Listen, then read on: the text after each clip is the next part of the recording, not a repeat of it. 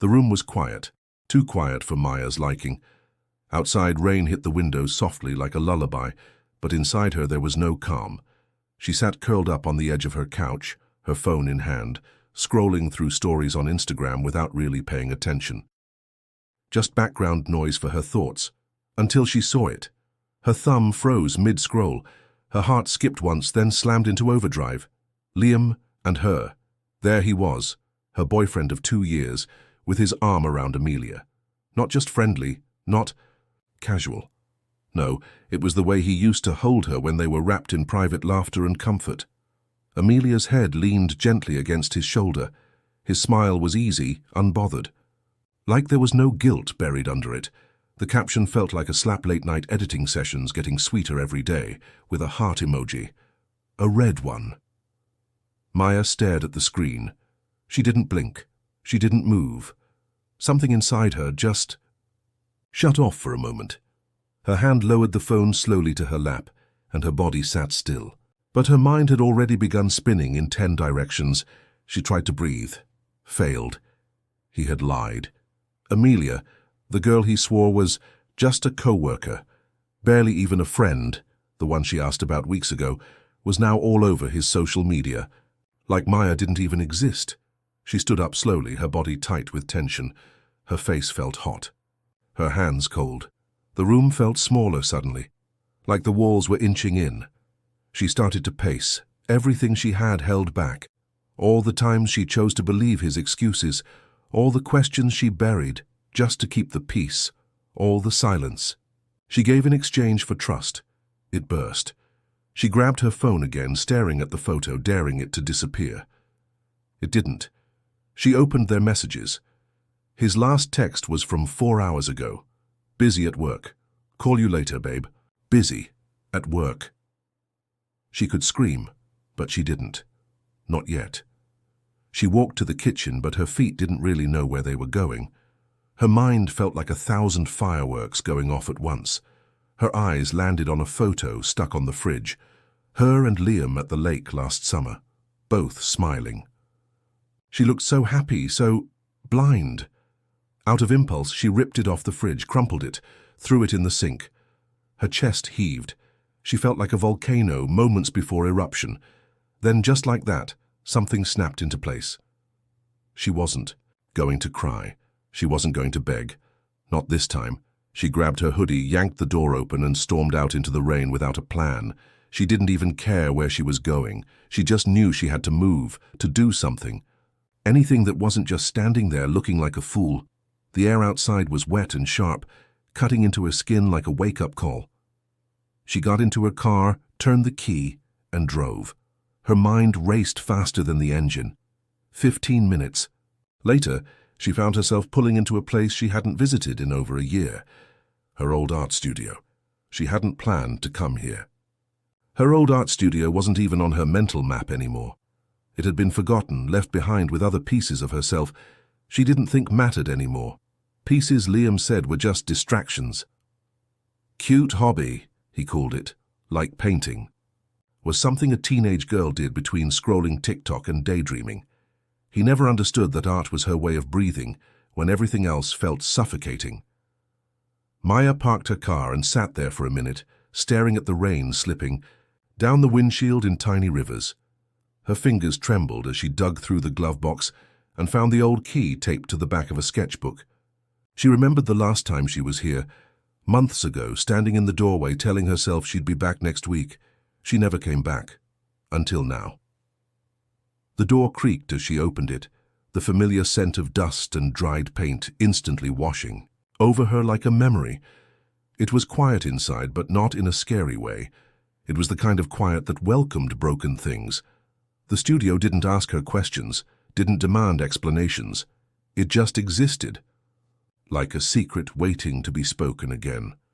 The lights flickered when she flipped the switch, only half of them working, casting the room in warm, uneven shadows. Her old easel was still there in the corner. A stack of untouched canvases leaned against the wall like they were waiting for her to remember who she was before all this. Maya let her bag drop onto the floor. She walked over to the counter and opened a drawer. Most of her paints were dry, but one crimson red was still soft enough to use.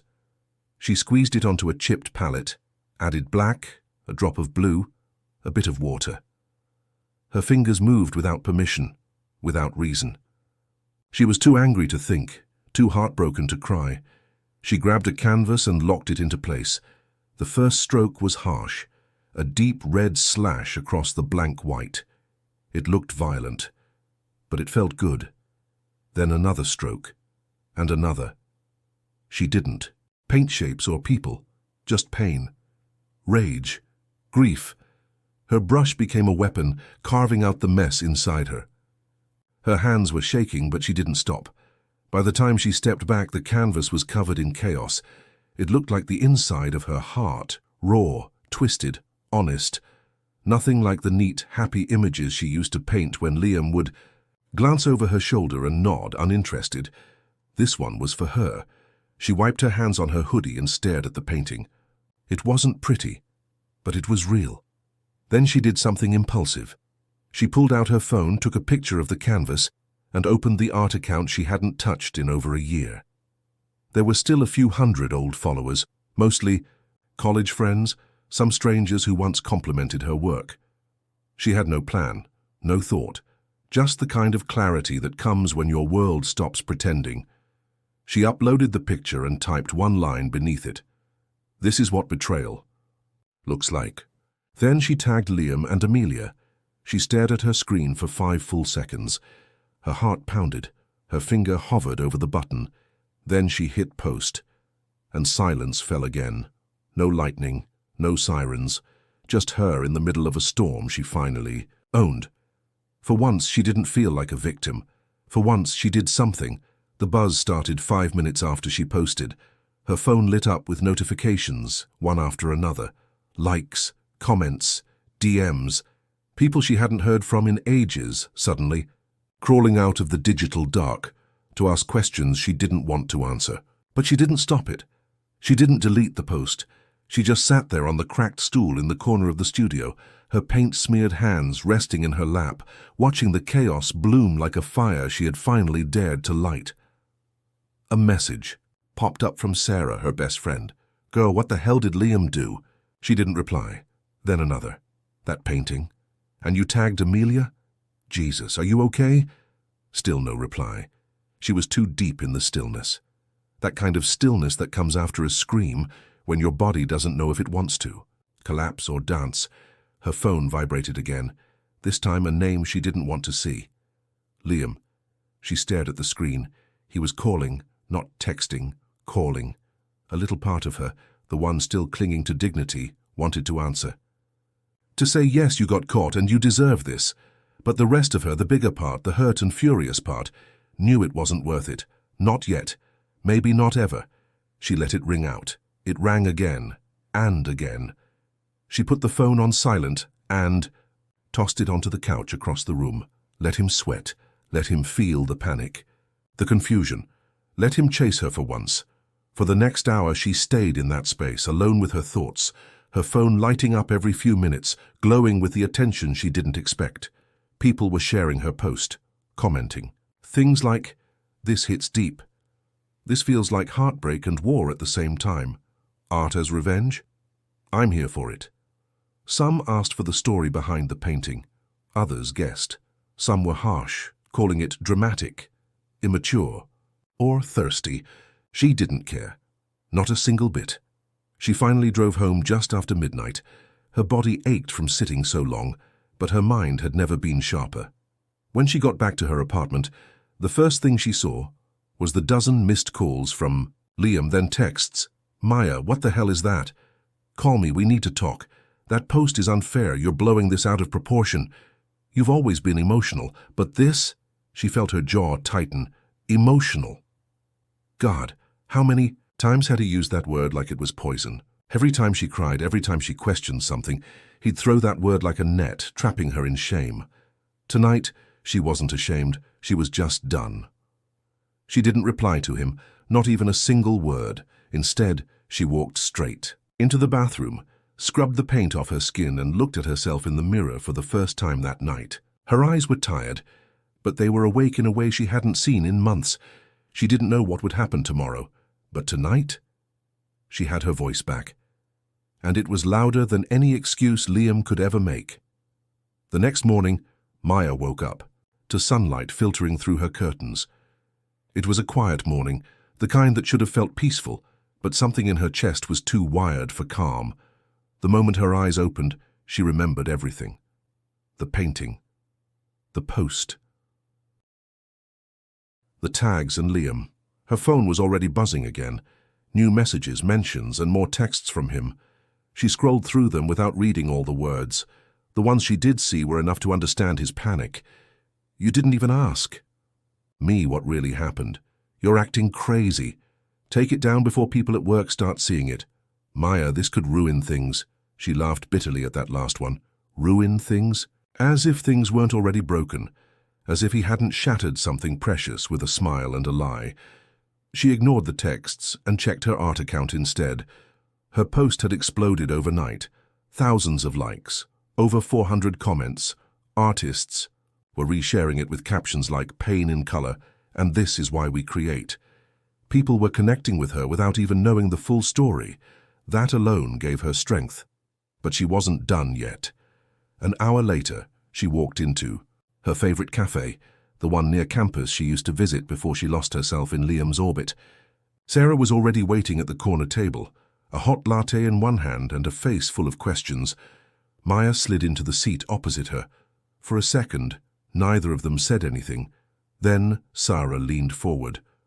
"Okay, spill everything." Maya exhaled, slowly, and for the next 20 minutes she told her everything.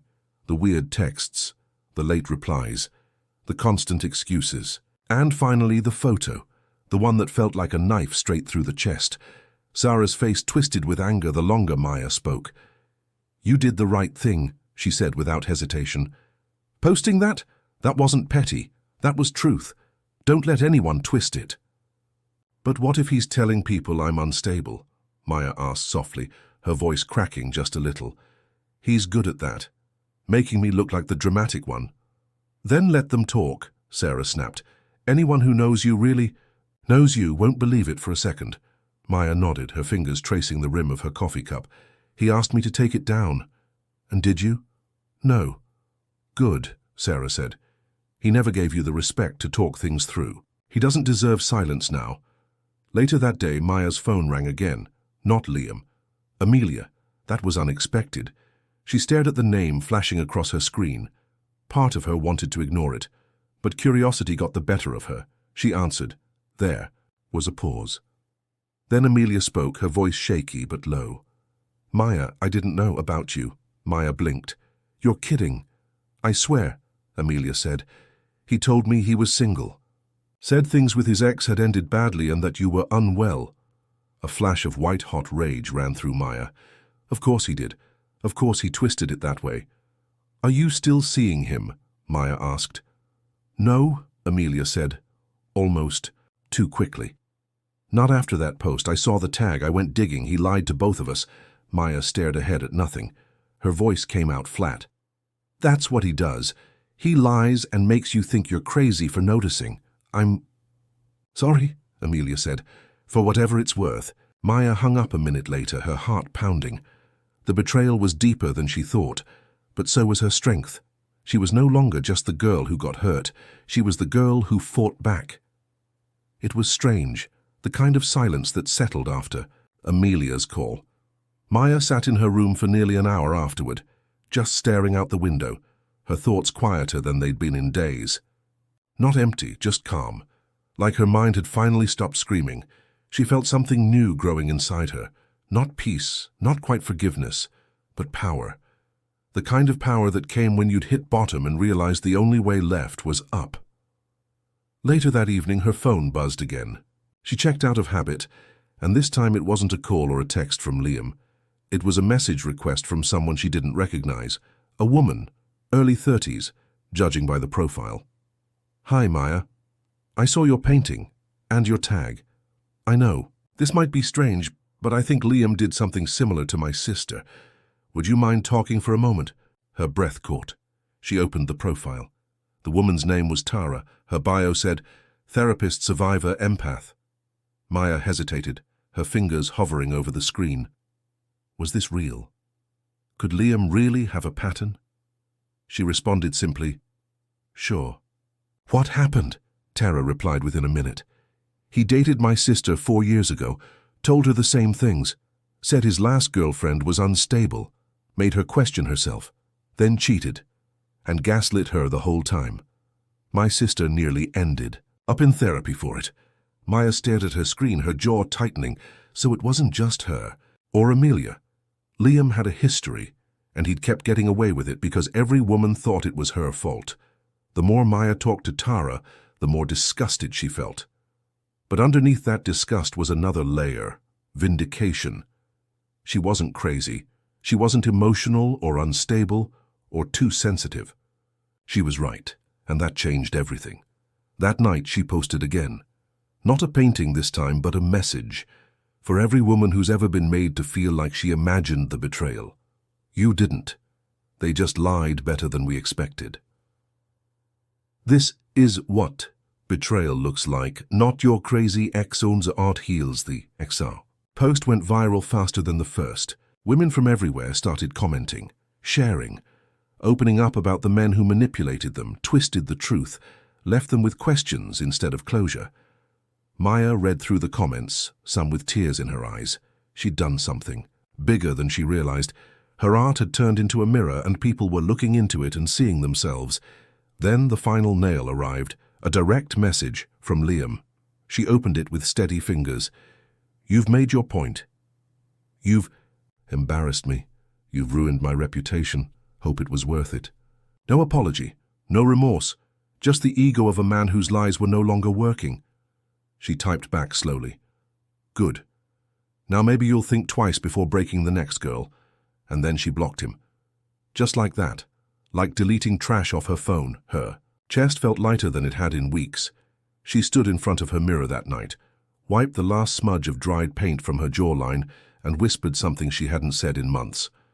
"I'm proud of you." And this time, she meant it. Maya didn't expect it to grow this fast. Her post was now everywhere, shared by bloggers, artists, influencers. Even a mental health advocate with 1 million followers reposted her words with the caption, "Sometimes healing starts with fire." Within 2 days, her art account had tripled in followers. Her DMs were flooded, not just with messages of support, but with pain. Strangers told her about being manipulated, cheated on, silenced. One message stood out the most. "I never painted again after my ex told me I was wasting my time. You reminded me I'm not." Maya sat at her tiny kitchen table, tears in her eyes, reading and rereading those words. This wasn't just about Liam anymore. This was bigger than him. This was about all the women who forgot how loud their own voices were because someone else kept turning down the volume. But even as the praise came in, so did the whispers. One day, Sarah messaged her a screenshot of a private story Liam had posted. It was only visible to his inner circle, but someone leaked it. There he was, recording himself in his car, face tight with frustration.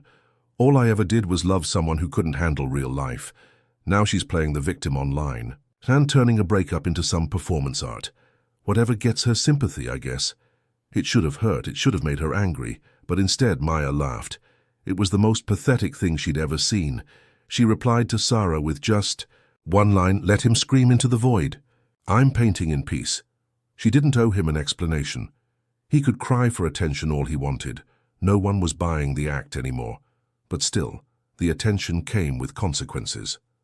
One night, as she left her studio, she noticed a familiar car parked across the street, a black Honda.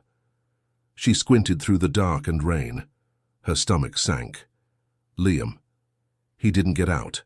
He didn't make a scene, but he was there, just watching. She felt the back of her neck prickle with unease. He hadn't contacted her since she blocked him. But this was different. Quiet. Creepy. A coward's move.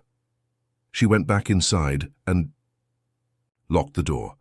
Her hands were shaking, not from fear exactly, but from the weight of knowing he couldn't let go. That for all his arrogance, he was the one who couldn't move on. She called Sarah, told her what she saw. "Get pepper spray," Sarah said immediately. "Hell, get a taser if you have to." Maya agreed, and she made a decision right there. She wouldn't be intimidated back into silence. The next morning, she started working on a new series, 6 paintings, each one named after a stage of emotional abuse: charm, isolation, devalue, gaslight, break, rise. It was the hardest, most personal work she had ever done, and it was breathtaking. Galleries started reaching out. A feminist art magazine wanted to feature her. One woman emailed her, asking if Maya would consider speaking at a local women's center about healing through expression. For the first time, Maya didn't feel like a girl who had been hurt. She felt like a woman who had rebuilt herself, with a brush, with honesty, with rage, and she was just getting started. 2 weeks after the first painting went viral, Maya walked into a packed community center with her sketchbook tucked under her arm and a small tremble in her hands, not from fear but disbelief. She'd been invited to speak. Her, the girl who used to shrink herself so Liam wouldn't feel small beside her success, the girl who once apologized for crying after being lied to.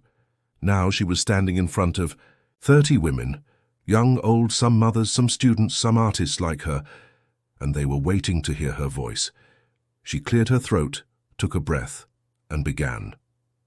"I didn't set out to become a symbol of anything," she said honestly. "I was just angry, and I didn't know what to do with it, so I painted. The room was still, every eye on her. I thought I was the problem, for asking questions, for feeling too much, for wanting honesty. But it turns out I wasn't asking for too much. I was just asking the wrong person." A few nods, a few tears. She opened her sketchbook and flipped it around. It wasn't a painting, just rough charcoal outlines, the raw beginnings of a piece. Titled, "He Said I Was Overreacting," and they all understood. Afterward, several women came up to her. Some hugged her. One said, "Your post made me leave him." Another whispered, "I wish I was as brave as you." Maya wanted to say, "You are," but she knew not everyone had found their canvas yet. That night, something unexpected happened again. She got a text from a blocked number. "You think you're invincible now." Just that one line. No name, no number. But she didn't need one. It was Liam. He was unraveling, and she could see it now. Every time he lost control, he lashed out, but it wasn't working anymore. He couldn't control her narrative, couldn't guilt her, isolate her, silence her. She screenshotted the message, saved it. Then, instead of replying, she posted something. Saw us a photo of her newest painting, black and red, shaped like 2 eyes in the dark, surrounded by sharp white lines like broken glass. Caption: "When they can't control you, they'll try to scare you. But I'm not afraid anymore." Comments poured in. DMs from women thanking her for putting their fear into form. Her inbox became a gallery of silent stories, stories that had never been shared aloud until now. But behind the screen, her body wasn't fully calm. Her hands still shook. She slept with her phone on Do Not Disturb, but her senses never fully turned off. She bought security cameras for the studio, pepper spray for her keychain, changed the locks on her apartment. Because growth was powerful, but survival still came first. Sarah came over that weekend, bringing takeout and staying late. They laughed, talked about nonsense, anything but Liam.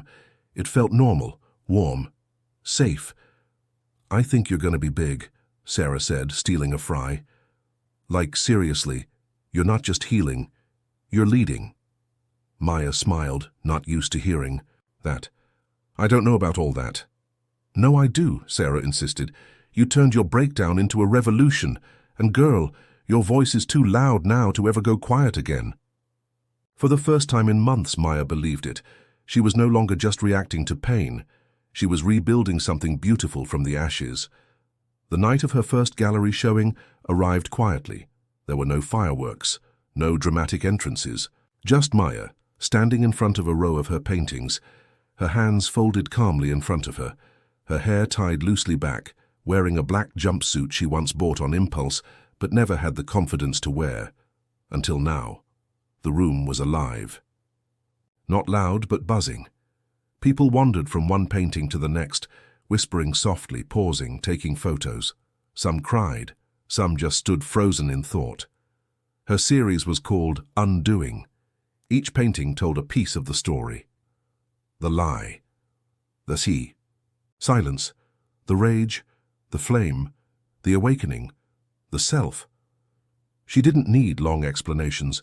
The emotion was in the brushstrokes. You could feel her heart in every line, her pain, her clarity, her rise. And in the middle of the gallery was the peace that had started it all, the one she made the night Liam betrayed her. Still raw, still wild. It had been untouched since that night. A small plaque underneath read, "Out of anger, into power." Maya stood near the back, letting it all happen without needing to control it. That was the biggest change in her. She no longer begged to be understood. She simply spoke, and if you listened, you heard her truth. Sarah walked up with a drink and a big grin. "You did it," she said. Maya smiled. "We did it." As the night wore on, she met women who told her their stories. One was a survivor of a 10-year marriage filled with quiet cruelty. Another said Maya's first painting made her pick up her violin again. People came not just to see art, but to see resilience. Then, right as the night was winding down, Maya's breath caught. She saw him, Liam. He stood near the doorway in a dark coat, pretending to blend in. His face looked thinner, like the guilt had started eating him from the inside out. His eyes scanned the room, then landed on her. She didn't flinch. He started walking toward her slowly. Sarah noticed immediately. "Say the word," she said, moving in closer. "No," Maya said softly. "Let him come." When he stopped in front of her, there was a long pause. He looked at the paintings around him, then back at her. "You really did all this?" he asked. Voice low, like he was trying not to sound shaken, Maya looked him dead in the eyes. "No, you did it," she said. "I just turned the mess into meaning." He flinched like the words had slapped him. "You've made me look like a monster," he said quietly. She tilted her head. "If the shoe fits." Liam stood there a moment longer, then glanced around as if realizing the walls weren't echoing back his power anymore. No one cared that he was there. No one asked him a thing. He turned and left without another word. Sarah leaned in. "You okay?" Maya smiled. "Better than okay." That night, after everyone left, Maya stood alone in the gallery. She looked around one last time, then flicked off the lights. Darkness wrapped the room, but it wasn't the scary kind. It was full, peaceful. She stepped out into the cool night air, locking the door behind her. No fear in her chest, no doubt in her mind. Out of anger, she had done something unexpected, and in the end, it had saved her life. Not just from Liam, but from ever forgetting who she was again.